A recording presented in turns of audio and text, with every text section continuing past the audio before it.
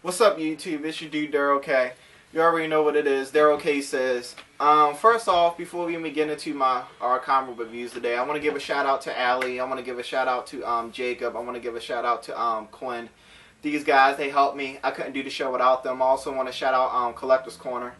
I always love that they let me use their spot to record. But we got a lot of awesome stuff coming up, and I'm not just talking about comics. We got a podcast that's coming your way. As soon as we get that up in a couple weeks, I'm definitely going to start posting the links on the episodes, so look out for that. We also got, we're also going to start traveling. We're also going to start filming at other places or whatever. We're going to be getting out there, talking to people on the street, to get your ideas about comics. So, 2014 is going to be a big year for us. We're going to hit cons. We're going to start hosting, bigger group discussions, bringing in guests, getting people to interview. So, we're about to step it up here at Darryl K Says, because apparently everybody want to hear what I got to say. But, I got you reviews for you this week. Can't lie, I was a little torn this week because I read two really good comics this week. And I don't know which one to start with first, so let's start with my baby first. Let's start with my girl, my chick. Let's start with She-Hulk. So yes, guys, I read She-Hulk #1 this week, and I just want to sit up here and say that this is a spectacular comic. Like, if there was a great way to do She-Hulk and to do her some justice, it was in this comic. Just because a lot of people honestly forget that She-Hulk is so dangerous just because she is a Hulk. And I always felt like that was one of her biggest strengths of her character, that even though she keeps her sanity as the Hulk, she still can get angry and lose control. And you actually get to see this in the comic. You get to see She-Hulk functioning. You get to see her her day job with a lawyer. It's pretty awesome how the stuff she gets into as a lawyer. Like, she actually gets into a lawsuit jump off with Tony Stark, which is actually pretty cool. I don't really want to ruin it for y'all, but just the take they did on her, showing her job's effects with her superhero life and also still with her career and just personal life in general, they did a great way of making this whole triangle and having all these things intersect at times and causing conflict for her. All in this one issue, I saw like so much process and so much character development. Like, it was just actually kind of ridiculous, like how much character development happened in this comic with her. I'm going to give this comic a 5 out of 5. This is definitely a must pick up. If you know nothing about She-Hulk, pick up this comic. If you love She-Hulk, pick up this comic. If you hate She-Hulk, pick up this comic. This comic is going to change your mind about She-Hulk. If you think she's a boring character, pick up this comic. I can't stress this enough. She-Hulk #1, a great comic to pick up. Also, my DC review is going to be The Flash. Now, guys, I know you're kind of used to me doing 2 DC reviews, but I thought it was pretty important to get She-Hulk in there because her comic was just so great. But Flash comic was actually kind of a toss-up, too, because I had to choose between him, the new Justice League, or the new Wonder Woman. And I chose Flash, and I'm not being biased because of, everybody know that's my favorite superhero. It's just, this was a great story. Now, a lot of people always forget the big deal with Flash is that, his motivation to be a superhero is honestly different from a lot of the other heroes, like in the Justice League in a sense. But also, he still has that thing that goes back to the parents thing, like Batman. And basically, if y'all don't know, Flash mom was killed. Everybody knows it was Professor Zoom. Of course, Flash doesn't know this in the New 52 yet, but it was Professor Zoom that killed his mom, but his dad was trained for it. So basically, a big break happens. A big serial killer that happened back when she was a baby around the same time when Flash's mother died turns up and bodies are found. And basically Barry's excited because Barry thinks this guy actually killed his mom because all the pieces and puzzle fixed. And you get to go on with this journey with Barry about telling his dad about this, about telling people close to him about him even telling his girlfriend about this discovery, the possibility that he can finally get his dad out of jail. Because basically Barry's whole life is one of the reasons of him becoming a forensic science officer was to prove his dad didn't do it, So, I mean, this is very deep, very emotional, very touching comic. I definitely give this comic a 5 out of 5 as well. This is just a great week for comic, guys. Especially for me, the stuff I picked up. I mean, this is just great source material. Once again, really felt home. Definitely a great comic. Recommend picking this up. And, as you guys can see, I'm done. Usually Quinn would be here to do reviews, but he decided playing HeroClix was more important, so we'll get to him later. So we'll kick it off to Allie with the indie review. Hey guys, it's Allie with your indie review, and from now on I'm going to be trying to do more really super indie things that you might not be familiar with, and then hopefully we'll be providing links if possible in the little doobly-doo below, and that way we can show you independent artist work and things that you might not otherwise be exposed to.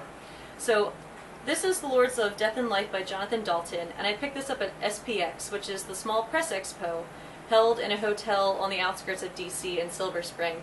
And it's just the most rad, independent press convention you'll ever go to. It's huge. There's always like 200 vendors. Dave Crispino, who works at Collector's Corner, Bel Air and Parkville, had a table there last year with his different comics and stuff. And it's just really cool because you get to meet the creators, and like it's such an intimate environment that you can sit and talk and like get to know them better and then learn more about their process and stuff. So Lords of Death and Life rather, is about the warring Aztec and Mayan cultures. And so Dalton was actually a design major in college, which is how he gained his illustration skills, but his main passion has always been anthropology. So he considers himself an armchair anthropologist, and he's very interested in the South American native peoples. And so it's great because it uses accurate vocabulary. There's even a glossary in the back. He uses the accurate written language, which is all in symbols and pictographs, which are also provided in the back of the book. There's actual places used and referenced in here. It's beautifully drawn, it's very stylized, and it's such a treasure. So basically we're following the story of Jeweled Skull, who has for many years been having these visions of the underworld and about this blue flaming warrior spirit who has just been haunting his dreams. And so Jeweled Skull gets anxious, and he decides he finally has to go figure out what his destiny is, what these visions mean. And all of his friends in his community think he's crazy, and they're like, dude, you're gonna go leave your fields, like, and your wife and your kids to go figure out what some dreams mean. You're kind of stupid for doing that. But he ignores them and he follows his passion. And so he's traveling throughout the countryside, going from one priest to another, asking, to interpret these dreams. And everyone's telling him something different.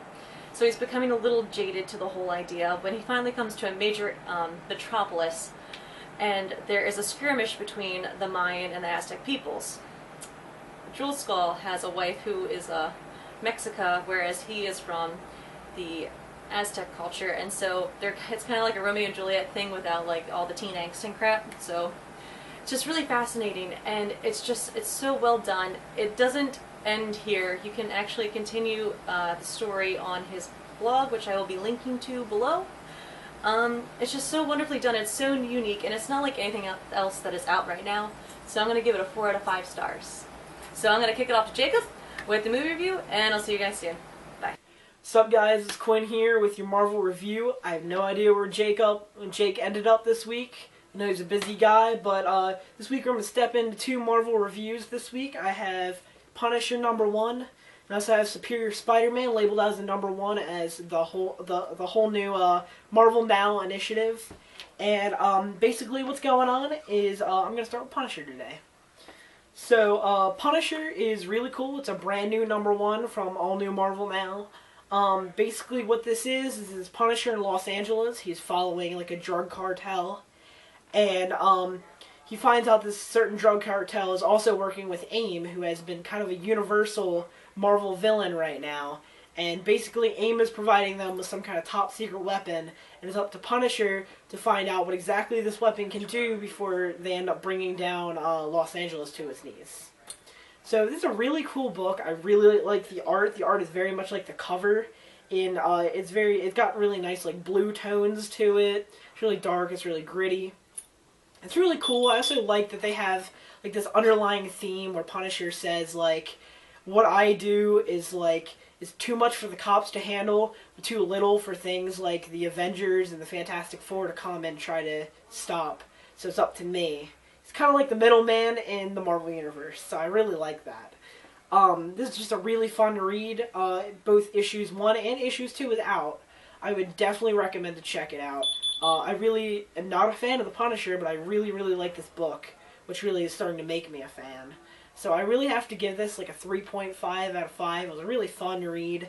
I can't say this is the top of my pile for the week, but I do have to say this is a really fun read. It's really dark and gritty and everything you expect from a Punisher book, but with a kind of a new outlook on it. So once again, 3.5 out of 5. Loved this book. And for my next one, this is number 27 in the Superior Spider-Man series, labeled as number 1. It's start of a brand new story arc called Goblin Nation. Now, basically what Goblin Nation is underneath Otto Octavius's nose, who is Spider-Man, by the way. Basically, Green Goblin, aka Norman Osborn, has been building an empire of like thieves and thugs and different people, and branding them into his new Goblin Nation. Now, basically, he's fixed all of Spider-Man's spider bots so that they can't detect them when they're going about and they're stealing things and looting and things like that. So all of a sudden, Spider-Man finds that the city's starting to burn. And he can't really figure out why, because the spider bots aren't really doing the job anymore. So he goes underground to try to find the Goblin King, is what Norman Osborn's calling himself now. And Norman Osborn sits down with him, and he's just like, "Listen, I know who you are under that mask." And he's like, "I know it's you, Otto, and we've never been enemies." So it gives a new dynamic. Basically, Norman Osborn has found out that not only is this not Peter Parker, it's Otto Octavius, someone that he's actually worked with and worked alongside of for years. So basically, without spoiling the whole story, Norman Osborn opens leadership to Superior Spider-Man. He's like, "Join me, together we'll take over this city, and it'll be just like old times." And the defining hero moment in this book is Superior Spider-Man saying, "No, I'm better than you, and I can handle this city by myself.